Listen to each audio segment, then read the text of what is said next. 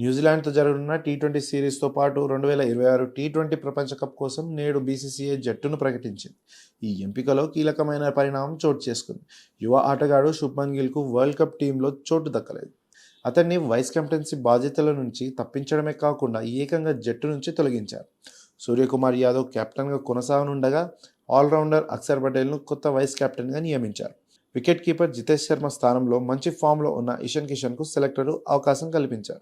అదేవిధంగా విధ్వంసకర batter Rinku Singh, allrounder Washington సుందర్లకు కూడా జట్టులో చోటు దక్కింది. ముంబైలోని బీసీసీఐ ప్రధాన కార్యాలయంలో జరిగిన మీడియా సమావేశంలో chief selector Ajit Agarkar, captain Suryakumar Yadav, BCCI కార్యదర్శి దేవ్జిత్ సైకియా జట్టు వివరాలను వెల్లడించారు.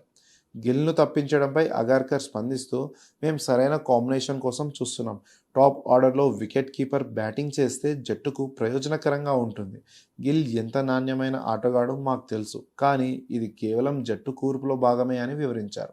ఇషాన్ కిషన్ వైట్ బాల్ క్రికెట్లో టాప్ ఆర్డర్లో ఆడతాడని, మంచి ఫామ్లో ఉన్నాడని తెలిపారు. కెప్టెన్ సూర్యకుమార్ యాదవ్ కూడా ఇదే అభిప్రాయాన్ని వ్యక్తం చేశారు. "ఇది గిల్ ఫామ్కు సంబంధించిన విషయం కాదు. జట్టు కాంబినేషన్ కోసమే ఈ నిర్ణయం తీసుకున్నాం. టాప్ ఆర్డర్లో కీపర్తో పాటు లోవర్ ఆర్డర్లో రింకు లాంటి ఆటగాడు ఉండాలని భావించామని" అన్నారు. జట్టు ఎంపిక వల్ల తాను సంతోషంగా ఉన్నానని, చాలా సమతూకంగా ఉందని తెలిపారు.